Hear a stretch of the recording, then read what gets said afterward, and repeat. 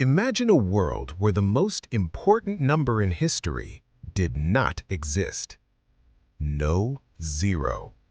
Without zero, there would be no modern banking, no accounting, no advanced mathematics, no computers, no internet, no digital world.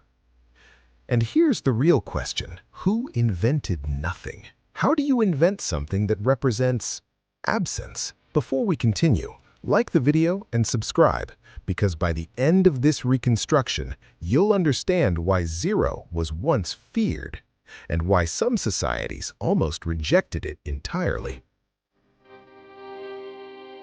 A world without zero. For thousands of years, civilizations functioned without zero.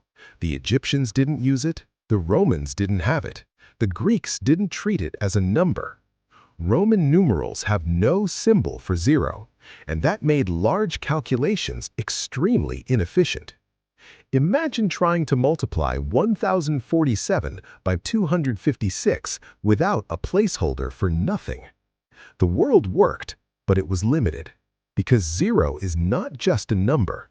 It is structure, the philosophical problem. The problem wasn't mathematical, it was philosophical. In ancient Greece, thinkers like Aristotle argued that a true void could not exist. Nature, they believed, abhorred emptiness. If the universe cannot contain nothing, how do you represent nothing?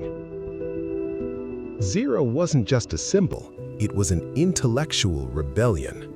Accepting zero meant accepting that absence could have meaning, that emptiness could be quantified, and that idea was dangerous.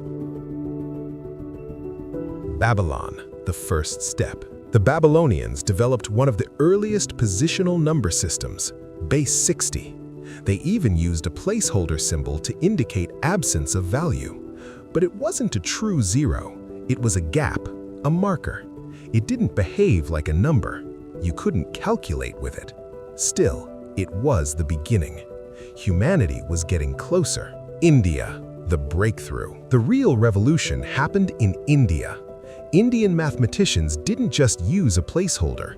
They treated zero as a number, a real number.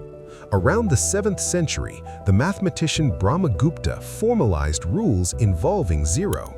He defined a number plus zero equals the number.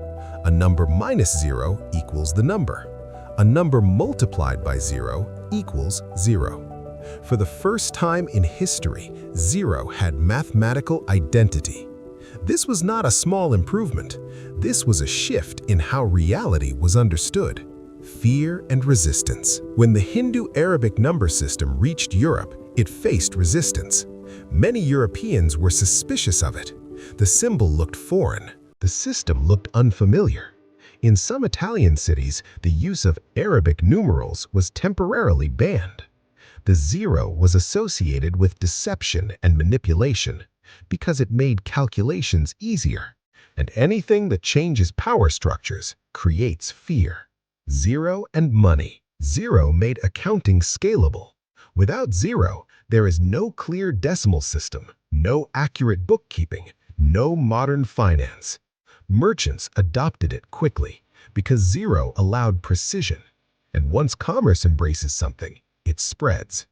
Zero became a silent engine behind economic expansion. Now, here's where it becomes almost unbelievable. The entire digital world runs on zero.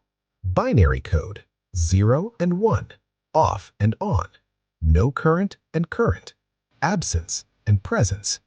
Your phone, your computer, this video, everything depends on zero. The number that represents nothing became the foundation of everything. The paradox. Zero represents emptiness, but it enables infinity. It represents absence, but it organizes entire systems. It looks small, but it changed civilization. Zero might be the most powerful idea humanity ever accepted, and it took thousands of years for humans to be comfortable with it. The final truth. Zero was not simply invented. It was understood. It required a shift in philosophy, science, and culture. It required humans to accept that nothing could exist as something meaningful. And once that happened, mathematics exploded, science advanced, technology became possible. Zero didn't just change numbers, it changed reality. Now I want to ask you something. If you had lived in a time when zero was first introduced, would you have accepted it? Or would you have thought it was too abstract, too dangerous? Comment one word: accept or reject. And if you made it this far, you already see the world differently. Subscribe now, because in the next reconstruction, we're uncovering another invisible invention that shaped your entire life. And once you understand how everyday objects were truly born, you'll never see them the same way again.